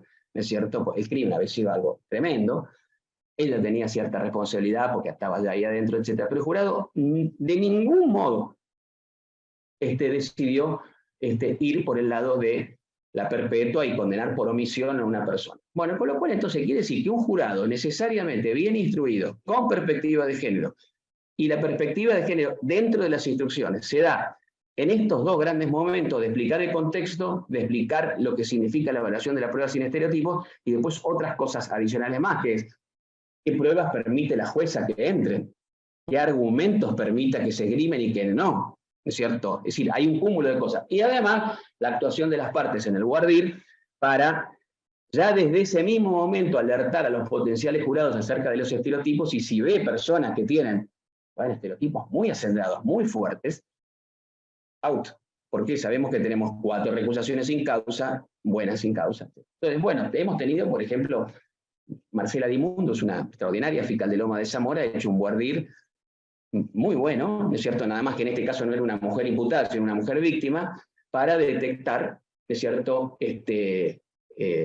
para detectar esto. Entonces, esto es lo que yo quería dejarles planteado, en ese sentido, en relación a la experiencia que estamos haciendo con los jurados y la perspectiva de género. No es un dato menor decir que el jurado es el único tribunal constitucional, judicial, de nuestra Constitución que tiene igualdad de género por ley. En un contexto de poder judicial en la Argentina dominado íntegramente por varones cis. ¿Sí o no? Bueno, el jurado, por ley, hay 6 mujeres, 6 varones. Muchos dicen, bueno, esto no, sí, todo lo que quieran, pero es muy importante. Entonces, estamos peleando porque exista, ¿no es cierto?, paridad de género en todos los ámbitos públicos, etc. El jurado ya arrancó, como única experiencia mundial en la Argentina, con paridad de género. Y esto creo que ya está siendo estudiado, a ver de qué están haciendo los jurados cuando tenemos imputadas mujeres, etcétera, etcétera, etcétera. Así que bueno, estos son algunos de los pensamientos que yo les quería discutir con ustedes, y bueno, y Mercedes les va a dar los links para que ustedes los tengan a disposición, y bueno, conversemos. Muchas gracias.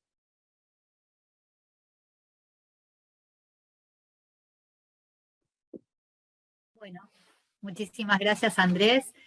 No sé si alguno quiere hacer alguna pregunta, pueden el micrófono abrirlo, el micrófono propio, y la hacemos. Si no, recibimos en el WhatsApp 2 preguntas, pero no sé si hay alguna antes o bien en el chat del Zoom no veo. Bueno, entonces vamos a las que tenemos ahora acá. Una de ellas es para la primera temática que abordamos hoy, mujeres imputadas o involucradas en causas donde se investiga drogas.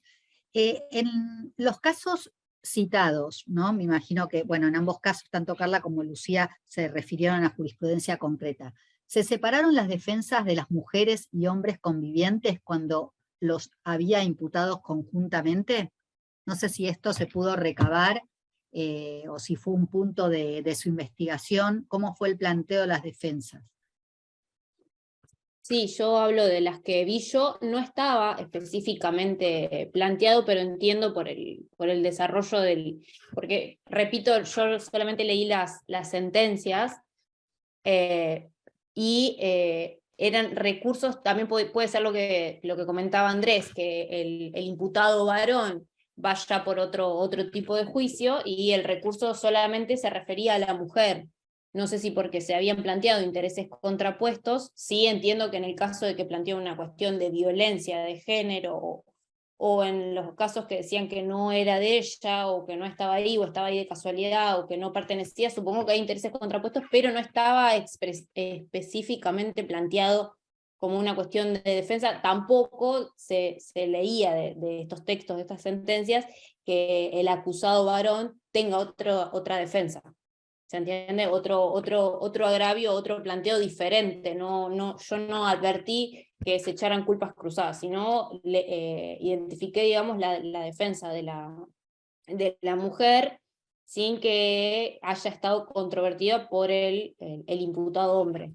¿Sí? No sé si se entiende. No, pero entiendo obviamente que en estos casos sí hay intereses contrapuestos. Incluso en los casos en los que la mujer no lo llega a decir, o sea, ahí creo que también está la tarea de la defensa, que eso es un poco bastante más difícil, más cuando se trata de una pareja, y más cuando no es un caso de violencia de género, sino que la mujer hace actos de mera tolerancia, e incluso a veces mínimos actos. Es muy difícil para la mujer aceptar, digamos, una defensa diferente, ¿no? ¿Por qué? Porque, es más, muchas veces quieren asumir la responsabilidad, esto en la práctica, hablo de la práctica cotidiana, ¿no?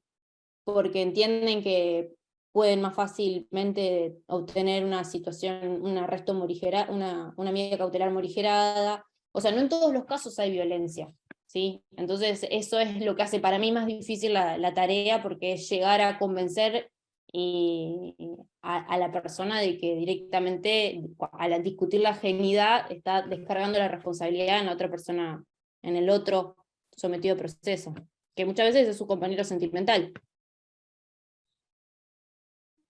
Aparte acá yo me imagino, bueno, y también por mi experiencia profesional, que se debe dar el mismo caso que Cecilia Hopp nos hablaba de, en general, las imputaciones no discriminan, aun cuando no haya violencia por razones de género o situaciones de vulnerabilidad, no discriminan el actuar concreto de los distintos imputados, ¿no? Sino, bueno, que se vendía estupefaciente, o sea, esto también es algo por ahí para la defensa estar atentos, ¿no? El tema de la discriminación de las conductas concretas de cada uno de quienes conviven en el domicilio, por ejemplo, donde se vende sustancia estupefaciente.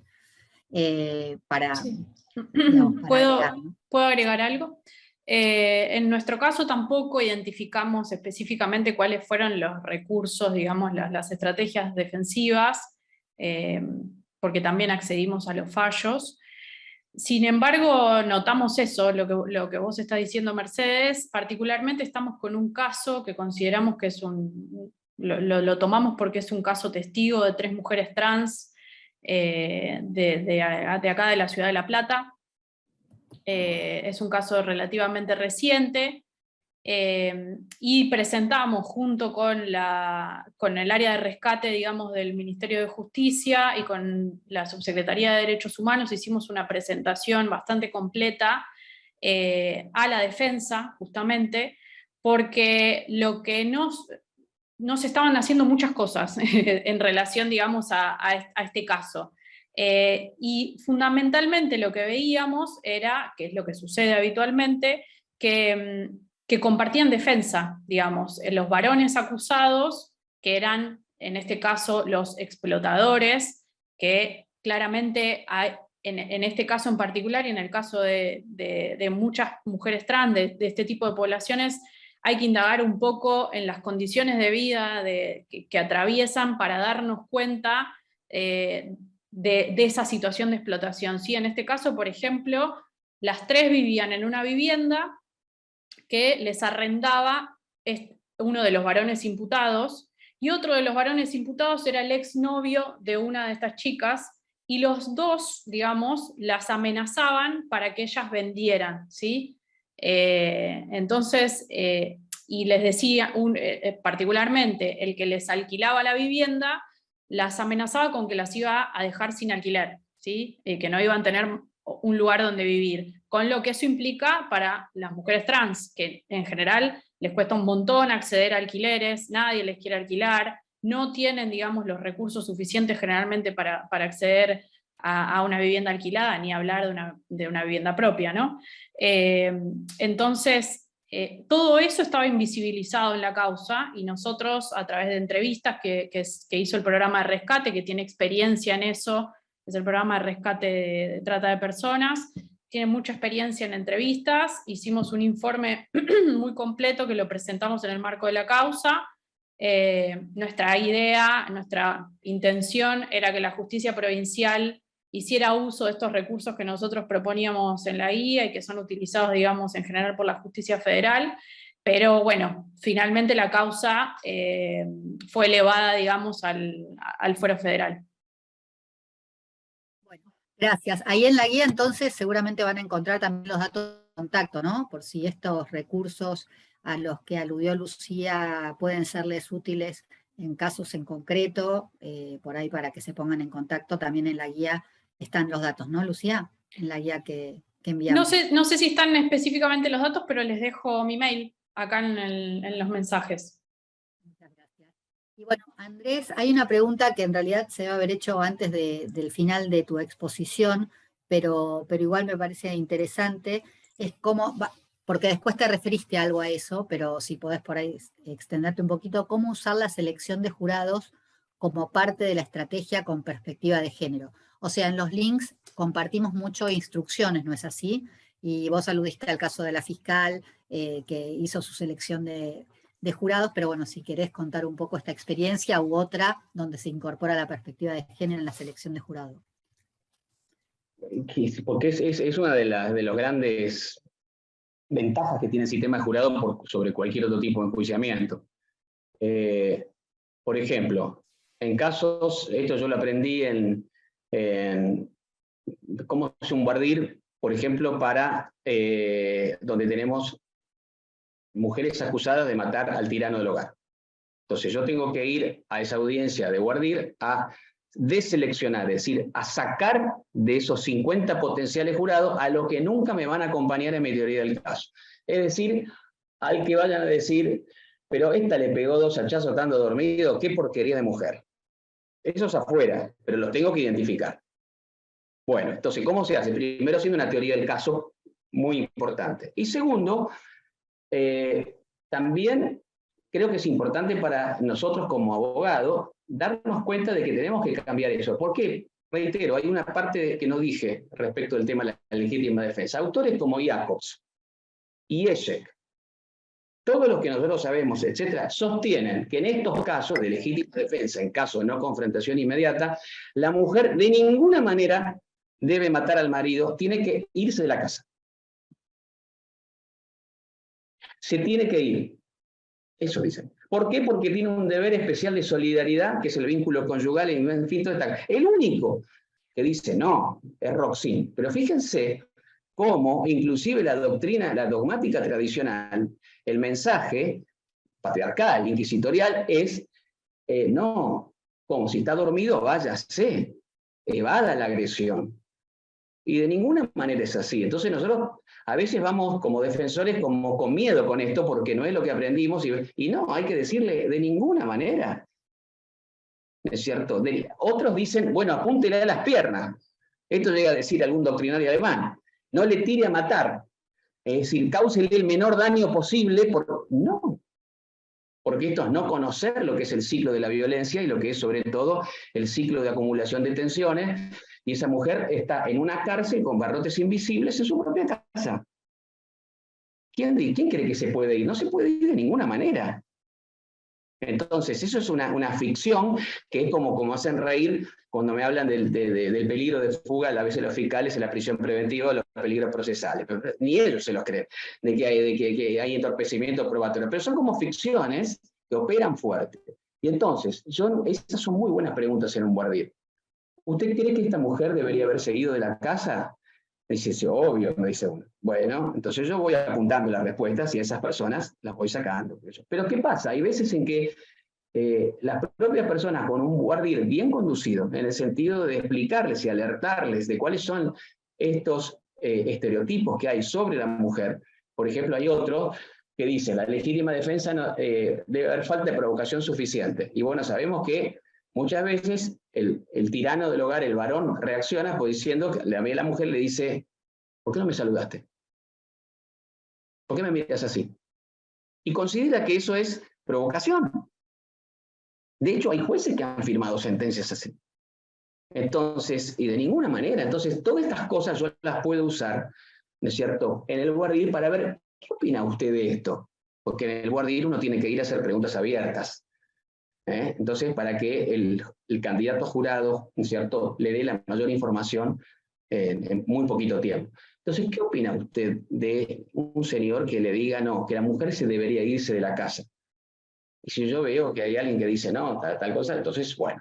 Pero yo creo que eso son muy buenas preguntas que después, bueno, ahora que me tiraste la pregunta, Mercedes, bueno, voy a pensar porque depende del caso, ¿no? Entonces, cuando, por ejemplo, tenemos casos donde tenemos, qué sé yo, casos de gatillo fácil, que de repente, bueno, matan a un pibe chorro, entre comillas, tenemos que, bueno, ir con otro estereotipo. Entonces tenemos que afrontar el guardián con otra cosa. Pero primero es desarrollar una muy buena teoría del caso, pero que tiene que ver con que la teoría del caso tiene una teoría jurídica. Y en este caso creo que todavía nos falta a nosotros incorporarnos. Yo no hablo de los defensores oficiales varones, hablo también de las defensoras, es cierto, mujeres, que todavía por una cuestión de cómo nos enseñaron el derecho, creemos que la legítima defensa es así. No, ya no. Esto está cambiando, ya tenemos 2 fallos importantes de la Corte que están diciendo la agresión es continua, aunque no esté manifestada en ese momento.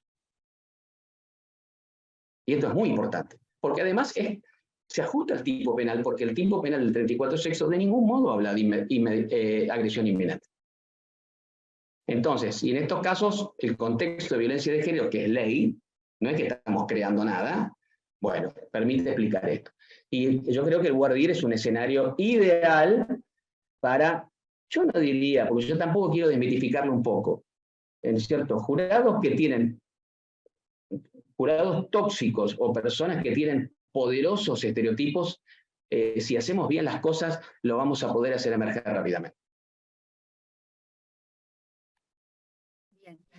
Andrés, si te parece, voy a compartir la nota en el chat de la fiscal Marcela Di Mundi de la selección de jurado a la que aludiste. Sí. Ahora en el chat voy a poner una nota donde explica cómo fue esta selección por parte de... Yo le digo lo que hizo Marcela. ¿Saben qué hizo Marcela? Fue con 3 muñequitas. Una rubia, una morocha con medias punk rotas y un arito acá y un chico rubio. Entonces decía, de todos estos 3, ¿cuál es el ladrón? Por ejemplo. Y bueno, todo el mundo señaló a la chica morocha. Entonces, pero el propio jurado ahí se dio cuenta de lo que había hecho. Y entonces, ven, les dijo, estos son las creencias que nosotros tenemos, ¿no es cierto? Le preguntaba, de todos estos, ¿quién es el estudiante universitario? O la estudiante universitaria. Y bueno, a la rubia señalar. Entonces, y esta es una muy buena manera, muy creativa, de muy corto tiempo, no solamente ayudar a ver a quién tengo que sacar del jurado, sino que el propio jurado ahí recibió una lección así, en segundos, y se dio cuenta. Y bueno, y ganó un caso muy difícil ella, sí. Las pruebas prácticamente no tenía pruebas, es decir, había existido el hecho de un abuso sexual que ocurrió fugazmente en un baño, y era un juicio de credibilidad. Así que, pero bueno, eso es una muy buena manera de hacer guardia, muy creativa. Gracias. Cecilia, buenas tardes. Veo que estás Hola, con la mano levantada, así que bueno, ¿qué tal? ¿Cómo tenés estás? la palabra. Bien. Bueno, gracias, gracias. Yo en realidad me había quedado con una pregunta, me movió a una reflexión el punto anterior y quería simplemente compartir la situación que tenemos en la defensa pública en cuanto a que muchas veces se nos presentan, por una cuestión de turno, tanto el varón en este caso como la mujer que, ponele en el caso de estupefaciente, como el que hablábamos, que está siendo obligada y que sufre una presión adicional para hacerse cargo del hecho y desincriminar al varón. Entonces nosotros tenemos que, en esos casos, planteamos el conflicto de intereses, pero nos hemos encontrado más de una vez en que después a la mujer le ponen un abogado particular y la mujer termina sometida a la voluntad del varón y haciéndose cargo concretamente de la responsabilidad. Ese es un tema con el que lidiamos y bueno, tratamos de concientizar a la mujer en ese caso para que no caiga en esa situación. Hemos tenido supuestos en los que inclusive le retienen los hijos que quedan en casa de la madre de él, por ejemplo, la amenazan con perder los hijos. O sea que es una situación muy, muy compleja la defensa de la mujer en estas situaciones y que es todo un desafío. Sí, coincido totalmente con vos. Bueno, ustedes saben que mi experiencia profesional no es del lado de la defensa, pero sí he planteado inclusive desde la contraparte cuando hay intereses contrapuestos, porque me parece que es una obligación del juez apartar a la defensa cuando existen esos intereses, ¿no? Así que sí, me imagino que es todo un desafío.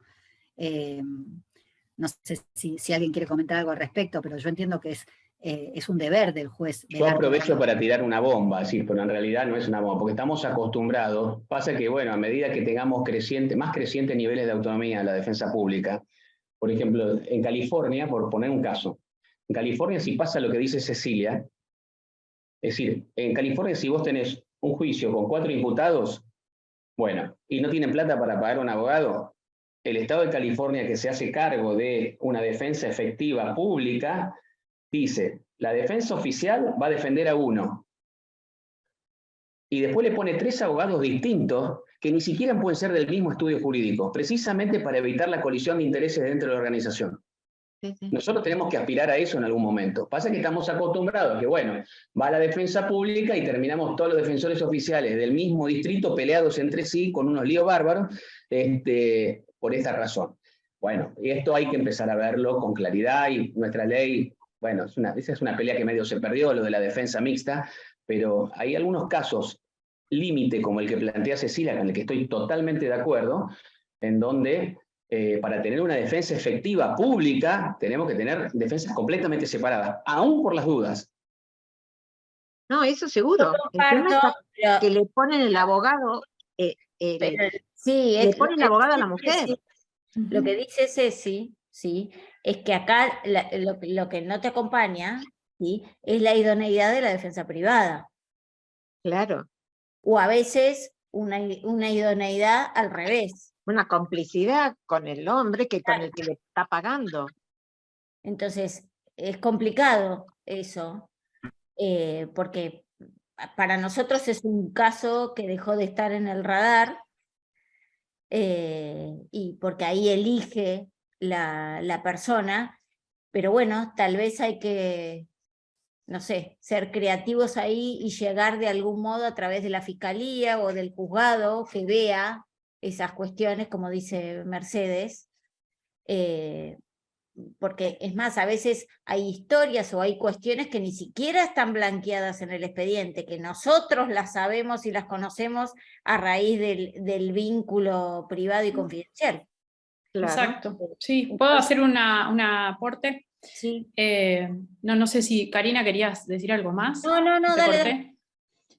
No, puedo hablar en función del caso que estamos abordando ahora, de estas 3 mujeres que tomamos. Nosotros en general no tomamos casos, ¿no? Porque no nos abocamos a la casuística, sino que como les comentaba, trabajamos en general viendo estas regularidades y proponiendo, haciendo propuestas más de fondo. Sin embargo, este caso nos pareció bastante paradigmático y nos sucedió que el abordaje con las chicas fue muy complejo, por esto que señalabas, Cecilia, porque tienen mucho miedo, porque ellas básicamente tenían que señalar cuál era la situación que estaban viviendo, que además al salir ellas están presas actualmente, y cuando salen de la cárcel hay un montón de gente que las está esperando afuera para cobrarles ese vuelto, claramente. Entonces, siempre por más que no le pongan el abogado, la situación igual es difícil, porque ellas tienen que hablar y contar, digamos, situaciones muy difíciles, situaciones de amenazas muy complejas, de explotación muy complejas, que no saben cómo va a terminar eso y que no confían muchas veces en nosotros, ni en el Ejecutivo, ni en el Poder Judicial, en relación a la resolución positiva de eso y al cuidado que vamos a tener en relación a su situación. Entonces, nosotros nos acercamos digamos, con mucho cuidado, con toda la reserva del mundo y digamos, haciéndole llegar todos estos pedidos a la defensa oficial que estaba a cargo del caso, al fiscal, al juez. Nos comunicamos con todas las partes para que conocieran esta situación, porque además teníamos la delicada convivencia, digamos, de la defensa con los otros imputados también. Entonces, me parece que en estos casos el acompañamiento interinstitucional es fundamental. Es fundamental para poder, digamos, el acompañamiento integral, digamos, en cada uno de estos casos. No sé si eso soluciona o aporta, pero me parece que puede generar algún tipo de confianza por parte, digamos, de las mujeres involucradas. Igual ahí comparto con Mercedes, o sea, en esos casos, el olfato del fiscal del caso, o la fiscal del caso, y del juez. Claro, yo he visto jueces de oficio que han separado defensas, y también fiscales, bueno, mismo mi experiencia que señalan, estos dos abogados son del mismo estudio jurídico, o sea, claro, esas cosas también, ¿no? Pero también es cierto, como decís vos, Karina, que ustedes deben escuchar, digamos, en el ámbito, digamos, de su ejercicio, la realidad de lo que sucedía dentro de esa casa, y eso es difícil de plantear luego cuando hay un abogado particular interviniendo, porque bueno, están amparados también por el secreto, ¿no? Entonces sí, es una situación para pensar, pero creo que es un deber de los jueces cuando se plantea el caso estudiarlo, ¿no? Y analizarlo, por supuesto. Carla se había desmuteado, no sé si querés decir algo, y si no vamos a ir cerrando porque es la hora, así sí, cumplimos yo en realidad, bueno, respecto de este último, en realidad quería preguntar una cosa y ahora con este último tema otra, que un punto que yo no lo dije en voz alta, pero sí me había llamado la atención, que en los casos que yo analicé, en el 54% de los casos interviene la defensa pública, que eso es un número mucho menor respecto de otros delitos. O sea, en los delitos de estupefacientes hay una intervención mucho menor que en el resto de los delitos, y nosotros particularmente en nuestra experiencia, muchas veces ni siquiera los asistimos en un primer momento, o sea que no tienen que ver con un descontento, si se quiere pensar, sino con una, de entrada, salvo cuando es asistencia los fines de semana, pero de entrada interviene la defensa particular y como que nos vienen cocinados a nosotros ya con la condena o el abreviado directamente para cumplirla, con la gravedad que eso tiene, que hoy con la reforma de la ley de ejecución penal, una pena de 4 años es a cumplir entera por la mujer. Eso respecto digamos, de la intervención de la defensa pública y privada. Y respecto de lo que decía Andrés, yo me preguntaba, cuando uno detecta ese prejuicio de género tan... se tenía que ir la mujer, en ese caso, la recusación es con causa, porque o sea, si bien el jurado no tiene la obligación de fallar, el jurado popular, ¿no? Con perspectiva de género, uno puede alegar una causa de contraria a los estándares normativos para recusarlo y no usar el sin causa, ¿se entiende? Obvio. Claro que sí, pero bueno, depende mucho de la jueza o juez que tengas allí, que es el que tiene que decidir si hay causa o no. Si vos fueses la jueza, por supuesto dirías que hay causa, pero yo Pero en conozco la mayoría algunas, de los casos no hay causa. y bueno, pero te dice, no, esto no es causal de recusación. Entonces, pero en general creo que porque no conocen la ley. Yo, es así, disculpen, yo hablo así medio claro, pero hay gente que no ha leído las leyes todavía. Entonces, si está en el sistema judicial. Entonces, si la ley de violencia de género, si uno dice, bueno, ¿cuántas violencias hay? Y bueno, una te dicen. Bueno, no, hay como 6, 7.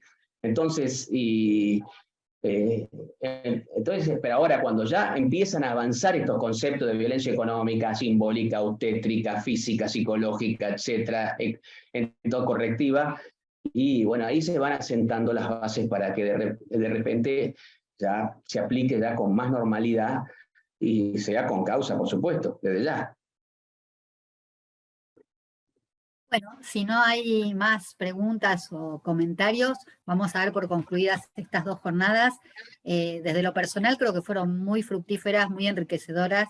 Creo que todos aprendimos, así que les agradezco a todos su asistencia, al equipo de capacitación de la Procuración, que bueno, estuvieron a cargo de toda la organización y todo salió de forma impecable. Y bueno, como dije, sobre todo a ustedes, ¿no? que se tomaron el tiempo para estar acá. Recién en el chat dejé el mail de la subsecretaría por si hay alguna información o cuestión que quieran conversar o para lo que sea. Estamos a disposición y bueno, espero que se hayan dado esas herramientas concretas, conceptuales, que fueron el objetivo de armar estas jornadas para el trabajo cotidiano. Así que bueno, muchísimas gracias y nos vemos la próxima. Buenas tardes.